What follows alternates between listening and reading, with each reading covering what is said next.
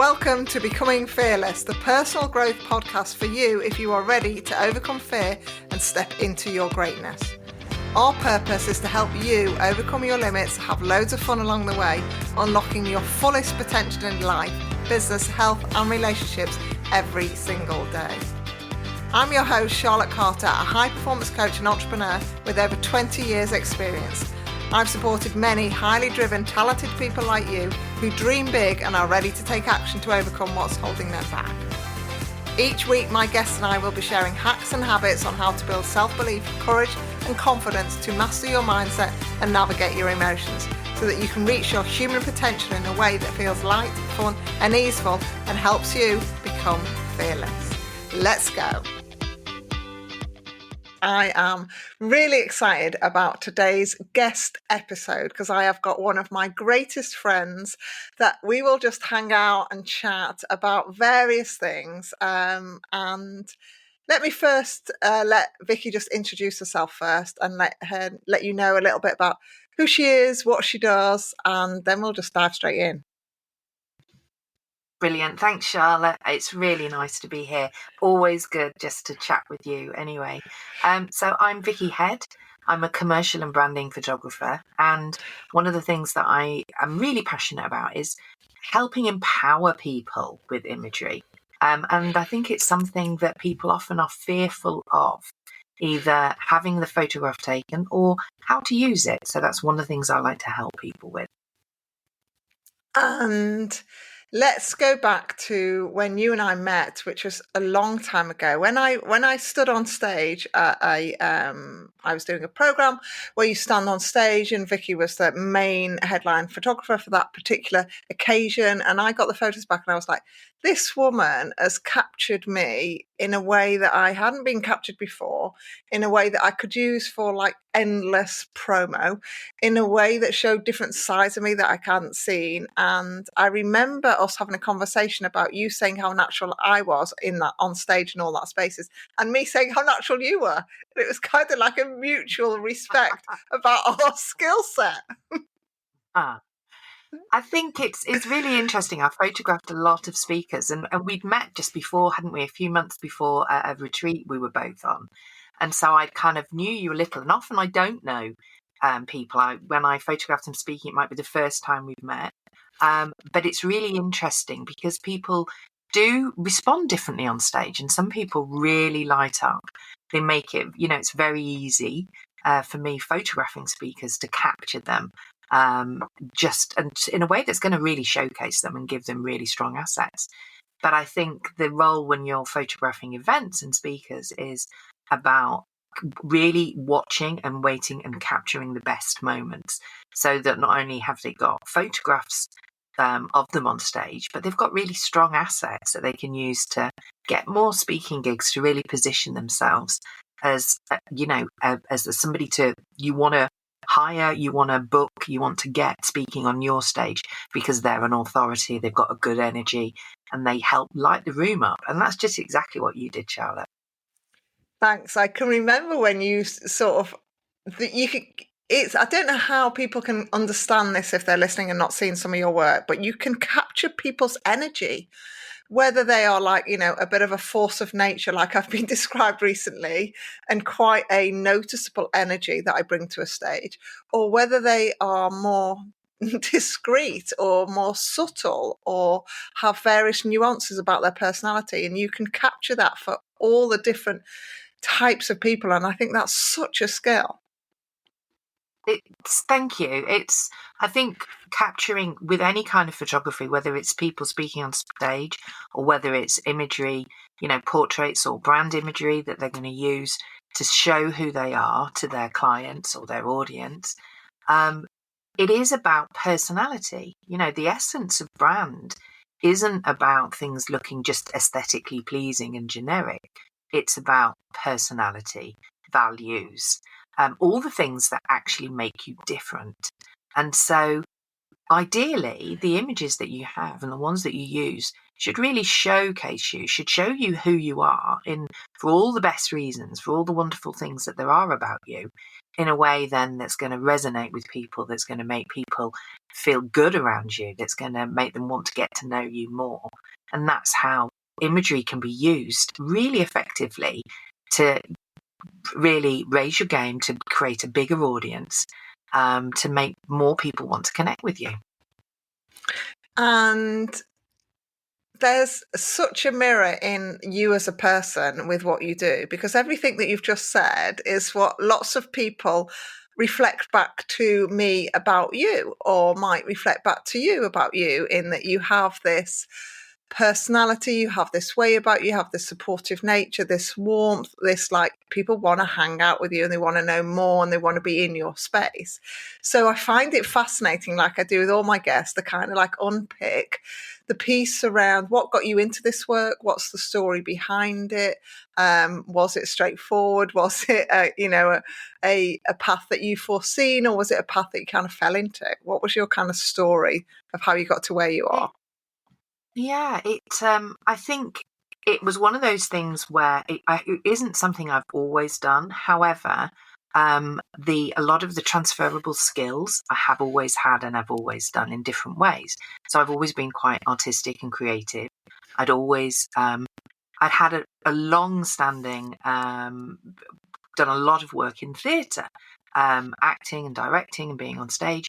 And part of that, a lot of when you're directing a play, it's about you're creating something that's going to tell a story. Now, obviously, there's words and script, but a lot of that story is told by the setting, by the props, by the lighting. So there's so many things that are used in theatre to create emotion, atmosphere, messages that work in just the same way in photography. And I think for me, it's the story, it's the people. I find people very interesting. And so when I'm working with them, it's not just a case of wanting to sort of grab a few shots of them and say, here you go, here's a photograph of you. But it's about wanting to be able to really show something that's about them as a person. What really are we wanting to say about them? And when I work with people for brand, it's about understanding who they are and who they're trying to talk to, what they're trying to say to that person, so we can create the really strong positive messages within those images. But the other side is I also understand what it's like to feel vulnerable and what it's like to feel less confident about being seen. That's definitely been the case at times when, I've been on stage over a lot of years, and at times in a way that's very vulnerable, where maybe even with a couple of plays where I wasn't dressed, I was naked on stage, which is sort of almost like the stuff of nightmares. But I understand what it's like to be in front of people and feel vulnerable. And that's what most people really do when they're faced with a camera. Most people think they're not very photogenic. They don't like often what they've seen in the past of how they've looked in imagery. They're not sure quite how to look natural. They feel uncomfortable and they want to get it over and done with as fast as possible. So a massive part of what I do is about soft skills, is about making people feel relaxed, feel comfortable, actually enjoy it, even though that may surprise them, in a way and they're going to be really pleased with the results as well. So let's go a bit deeper on that. Thanks for sharing that, because I know a lot of people have come into my world, listened to this podcast about various fears that they may be experiencing or becoming aware of. And let's just go deeper on the fear of visibility. So one of the main aspects that I help people with is the fear of visibility, of people being seen for who they really are. So not being seen in some sort of guise or some sort of way that they feel like they should be seen, but actually being seen in their pure essence or at the core of who they are. And what would you say for people who are listening that kind of have this piece where they're like, what, I don't even know who I am. I wouldn't even know what would be a good way for you to even approach photographing me. What would you say to those people that are right at that stage and going, do you know what, I'm actually, and this is part of my journey. I remember when I had my branding photos done first time round, and I was absolutely paralyzed in some way with the like, what am I going to wear? What am I going to show up? Is she going to tell me what to do? Because I haven't got a clue. And I was like, it was so out of depth for me at that stage. And I was doing it with my branding as well. And I felt like every part of me was exposed. I felt really like, I felt like metaphorically naked about where I was going with this and what was happening. And what do you say to the people, like, what would you have said to me at that stage if we'd have started work then? What are the pieces that those people who maybe like at the stage of looking for a branding photographer or know that, but fear is holding them back, what's the piece that you would say for them? It's really common, okay? So first of all, deep breath. And I don't need you to understand everything that you need. You know, absolutely a massive part of my role is working with you so that I understand kind of who you are, what are the things that really drive you, the passions, the things that you feel really strongly about, the reason why you do what you do, and who that you're looking to connect with and work with or be more involved with, or how you're wanting to sort of show up. Because by having those conversations in the first place, we can actually I can dig down and I can use my knowledge to make sure that we create something that shows you in the right way, that we use that to shape where the location might be, what else we might use, what clothes would be good for you to wear, if there needs to be other people involved, for instance, or there's something specific that you're doing that we really want to be able to show in those images. So first of all, you don't need to know all those things before, considering it. Second of all, I think it's really common for people to feel vulnerable. We're all a little scared of being judged, of having people look at us. And so you're absolutely right. I think being in front of a camera does make people feel exposed in a way that almost makes you feel naked. You're there to be seen by everybody and you're fearful of being judged. It's important, isn't it, to be showing up in an authentic way. And we live in a world where there's lots of AI and filters. And that whilst there may be a place for that, at the same time, it's important to show up in a way that people see as being really true to who you are and who that essence of you is. Because ultimately, that's what we all want, isn't it? We all want to build relationships, get to know people, and work with people that we like and we feel comfortable with. So, first of all, I think people often use other reasons to put off having photography. They'll find reasons to put off having photography. So they might think, well, I'll wait until I've got my hair done, or I've lost some weight, or I've bought some new clothes, and the list goes on. And it also becomes a reason why, where they might think, actually, I don't have a budget for it. It's not a priority. So it's going to the bottom of the list. And often that can be part of a reason why they're procrastinating for doing it, because they're uncomfortable about it. So first, certainly with all the people that I work with, I'm on your side. I'm your ally. I'm here and I absolutely want all the people I photograph. I want to champion those people. I want to show everybody else how wonderful they are. I understand that it can feel a vulnerable time. So it's important on a shoot to make people feel really comfortable. But that relationship building starts before the shoot. It's not just me rocking up with a camera saying, hey, let's go. And you're expected to know what to do with your hands, because you won't. That's what I'm there for. I'm there to guide you, but I'm also there to make sure that we set it up in a way that's going to give you the best results possible. And thanks for sharing all of those tips in there. I want to talk about a little bit about longevity, because I remember when I was in that space, and it's an investment, and I was doing it with my website. It was a big up level piece for me, and I was like, well, what if I get it wrong, or what if I change, or what if that's the kind of place I was in, because there was obviously something going on personally about perfectionism or not good enough or whatever the thing was that was going on at that time. But I can remember thinking, well, it's got to last me 2, 3, 4, 5 years, because it's like a statement piece. What is it that you capture for people that allows it to be timeless? I mean, some of the photos of me that I've had taken from you that have been on the stage, I'll use them forever. So what is it that you capture in your skill set that allows some of their photos to be so timeless for people? So I think when you've got something that's really true with the essence of somebody and what they do, first of all, it really is capturing them there in that moment. So, for instance, photographing you speaking, it's documenting what's happening, but it's also documenting it with images that are going to show you in a way that's going to work for you positively in terms of people seeing you being confident, standing, powerfully in your space, looking relaxed and engaged.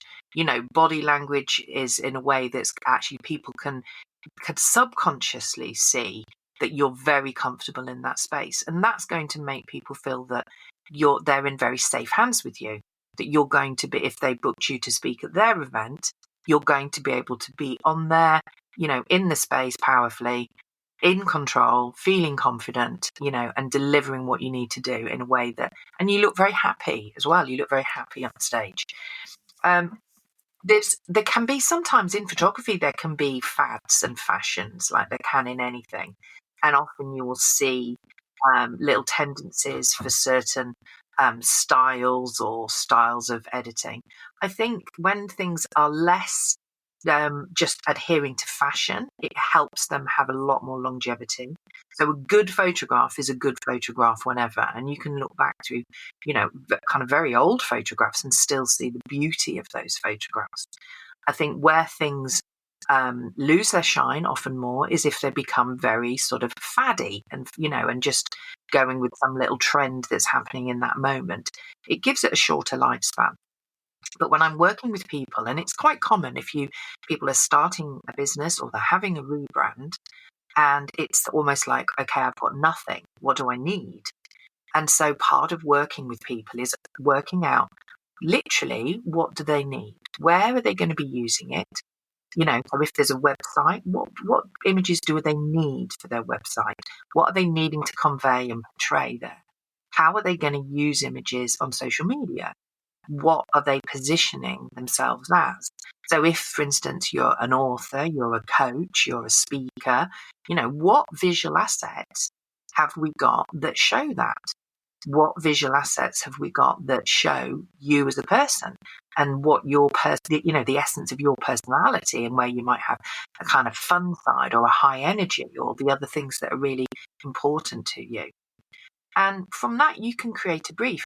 Now, if you have zero imagery, you're not necessarily going to get every single thing you're going to need forevermore in one shoot. But what can happen is we can really prioritize and think, okay, what are the most important things? What do we need to make sure we've got first and foremost? And then what are the things that are the additional things that you can support it with and supplement it with? And when it comes to things like changes, I think if there's a big change in your appearance, definitely you need to look at updating it. People want to see your image, and then when they meet you, think actually you look like the images they've seen, And so if you're doing big things like changing your hair drastically or hair colours and things, if you're really changing the energy of what you're delivering, again, that can be a really good time to look at what is the energy of the imagery that you've got. Because if you're using the same imagery that you've used for, past services you've offered, courses, or, workshops you've launched, it's going to have the same imagery. The same imagery will have the same energy attached in with it.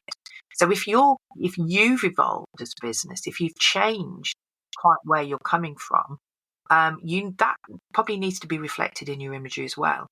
One of the things that I offer quite often are shoots that happen several times a year, or we plan shoots. So we plan several, which allows for, a really good variety, and it allows us to use different locations, really maybe focus on some of the key things that are happening and incorporate often. So many people will do work where they're holding events or workshops or bringing people together. And it gives an opportunity to really document that and get the evidence of that. So It could be that in amongst those shoots, we're photographing, your book launch or a workshop or a retreat or kind of other events that you've got going on that give really good evidence then of what it would look like to work with you. If somebody's looking at your website and they think, how will it feel to work with you? They've got really good evidence there of what that looks like. So good. One of the things I hope people are taking on board, I think this may be an episode to keep listening to pick all the gold out of it, because Vicki drops it in such a sort of natural way, but she is sharing so much wisdom. I want to talk next about depth. So Vicki and I have been friends, and we have a very deep, rich friendship and connection.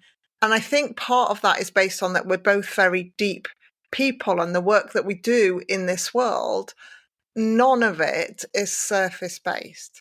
So let people know a little bit about your extensive qualifications and experience that allows you to take up the space like you do in the world that you're in. So like I say, I didn't come to photography. I wasn't the kid that had a box brownie, from being yay high. I came to this later on. But and one of the things that was important for me was also to really understand. So not just how to use a camera and how to use equipment and create effects with those tools of the trade, but it was really about understanding the psychology of it. It was understanding how visual messagery works. How do you create an effect from that? So for part of where I did studies, I did an honours degree in commercial photography, which I found fascinating. You really got to delve into the science of semiotics, which it breaks down a lot of how things like advertising and marketing imagery works. Why it's so powerful, why for a lot of the advertising industry, videos, imagery is such big business because it's so powerful. We're all surrounded by imagery all the time, on everything, not just the screens that we're looking at, all the time, but around us on, magazines and, fronts of packets of things, there's imagery. And our brains we make decisions consciously, maybe about 10%, 5 to 10%. Subconscious decisions are more like about 90%. So our brains work like icebergs. The bulk of what's happening and what's affecting what we're doing is going on beneath the surface. So when you understand that, this is where you can really start to make imagery powerful, because it's all the little hidden messages that are being read subconsciously that can make images have a massive effect. And I've had clients who have had really, huge results happen very quickly, where they've had thousands of new followers within a few weeks, where they've had more people, get in touch with them in 1 month than they'd had in 16 years from different platforms. Because it's about, if you're giving a real green light and positive connotations, it makes it very easy for people to, want to get involved and come and get to know you. So I did those studies. I also taught photography a bit at a college and university centre, along with teaching people just generally who want to be able to, use a camera and have a bit more control. And then I changed that a few years ago into working a lot with businesses, because I realised, particularly when the COVID pandemic struck, that there's a lot of businesses and people who are aware that they need to be seen, they need to be visible. They're maybe a bit scared of it, particularly showing up themselves. And they also don't know how to. So, it's very easy. Every picture you put out, whether it's a photograph or a graphic or anything visual you put out, will be giving a message. But are you sure that the message you're giving is the one that you want to give? Because just as much as you can attract somebody through imagery, you can also put them off. You can make people put the blinkers on and want to bounce away. So it's about how you create the trust how you create the messages within imagery. And that I find really, really fascinating. Some of the other things I've done is I have a craftsman qualification with the Guild of Professional Photographers. I created a panel of work that was judged for that, to give me that, and have won, a number of different awards just within things like the Guild, and also kind of, national and regional awards for photography. But I think for me, it's the bit that it's the impact. It's the impact that you're creating, and that kind of little bit of psychology that's going on with it that I find really fascinating. I think it's for you. Well, in my experience, it's like that wonderful, magical mix of like scientific, knowledge based with personal life experiences, the energetics, the whole high performance shebang, really, on so many levels.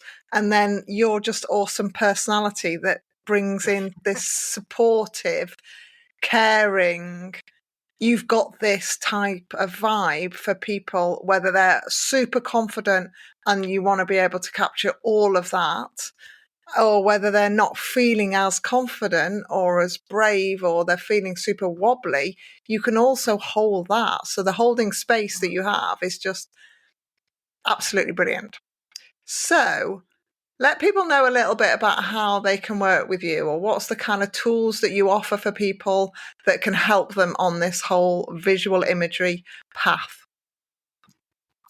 I offer a number of different ways. So you can book shoots with me, and I offer a variety of shoots, from really sort of bespoke brand shoots where we work closely together to give you a really strong set of images, to I do smaller ones as well, because I get that photography can be an investment. It can be something that you feel like are you sure you want to invest a chunk of money into it? And especially if you're not really that confident about having your photograph taken. So I offer easier and more affordable ways to work with me as well, to give people a taster of what it can be like. And I also work with businesses. I created a few years ago my image MOT, which is MOT is Moments of Truth. And this is where I work with businesses to really look at what you've got. So, I help look through your socials and your website and work out what you've got, and actually what messages are going to be being put across about that. What are they saying about you? What should you keep doing more of and using more? And what maybe actually, where should you stop because it's not going to be helping you or serving you?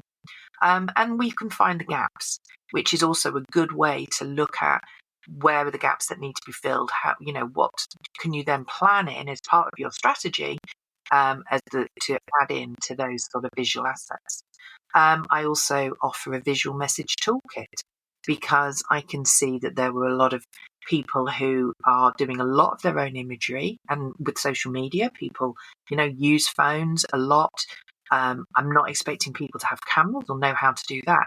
But what I do want to do is help people choose the images and understand how those choices are going to impact how their audience views. A wealth of opportunities. Yeah, absolutely. So before we sort of close out, what's the best way for people to get a hold of you? What's the sort of best way for people to get, if they're interested in what you're saying, they'd like just a conversation with you, what's the best way to get a hold of you? I've given you a link for my Linktree. You can find things on there where you can see different bits of my work. You can find out more about the visual message toolkit, the image MOT, brand shoots, and just some of the other work that I've done, like the Craftsman project, which was based on the game of Cluedo. So, you can find out a bit more about some of the work that I've done. So all of that information that Vicky's provided, it'll all be in the show notes below, and please do go and have a look, because she is just magical at what she does.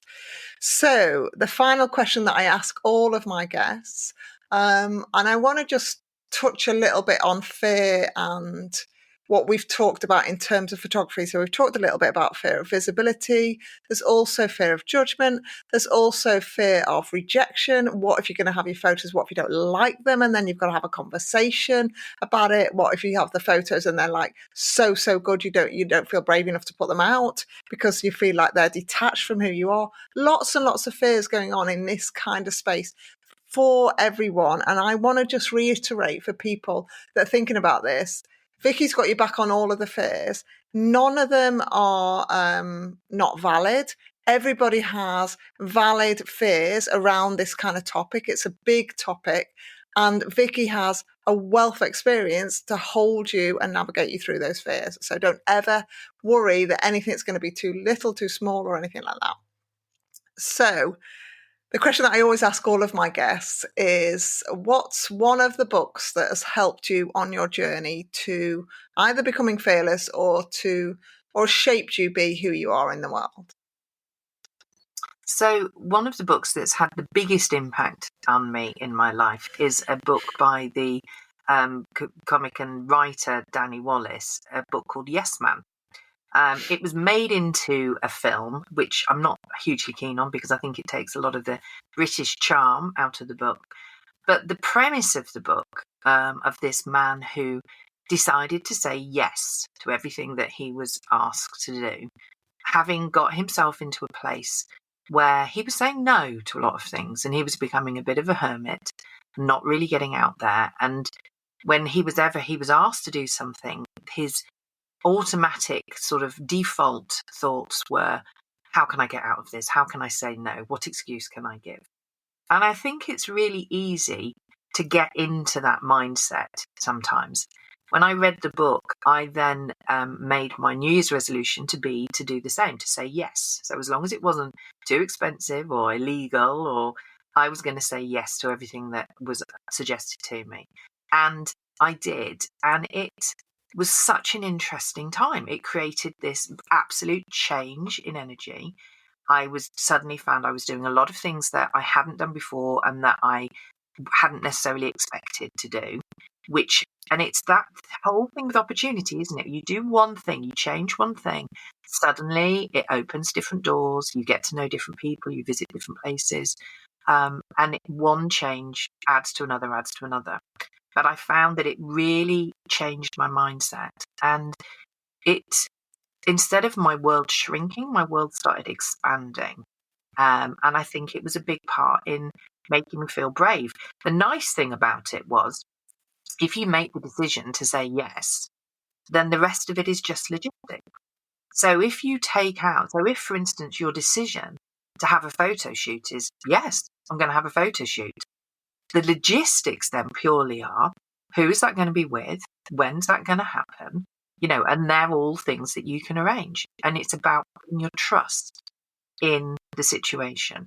So it's something that I have done a lot since I first read that book. And I go back to, if I find my world shrinking again, I go back to that and think, I need to say yes more. I love that. The link to that book as well will be in the notes as well. So if you want to go and understand a little bit more about this, yes, what should we call it? Yes, method of sorts, and allow yourself to be open to change. I mean, it ties very nicely into the whole becoming fearless and habit stacking and being open to change. And once you're open and willing to receive just a tiny moment of change or a tiny yes that would have otherwise been a no, then, as Vicki says, your world opens up in ways that you never thought was possible. Absolutely. So I could talk all day, but we're kind of already on 31 minutes, so we need to get going. Thank you so much. Any last comments or anything, Vix, to share with the world? Oh, as always, it's been lovely to talk to you, Charlotte. And I think photography is something that people often are fearful of. And I think that's people of all ages, all shapes and sizes. There isn't, a go-to thing that it only affects. I've seen people in all guises feel fearful of it. But I think that's where choosing the right people to work with so that you feel safe is really important. and it can make it such a different experience. So be brave, because how can other people know how good you are if there's nothing there to show them? Exactly. Thank you so much for your time. I've loved it. Love hanging out with you. Please go and follow Vicki, watch what she's doing, get in touch with her, have a conversation, and see if you can take things further and really elevate who you are and what you're here for, and really ultimately end up becoming more and more fearless. So take care. Thank you for listening to this episode, and have a good day. Thanks, Charlotte. Thank you for tuning into this week's episode. I hope that you're feeling energised, fearless, and inspired to take action today to stand in your greatness. I share even more tools and resources on my I Dare to Leap email newsletter. By signing up, you not only get early access to the I Dare to Leap products and services, but you also get brand new podcast episodes delivered straight to your inbox every Monday, meaning you'll never miss your weekly dose of becoming fearless energy. Sign up now at www.idaretoleap.com/newsletter or click the link in the show notes below.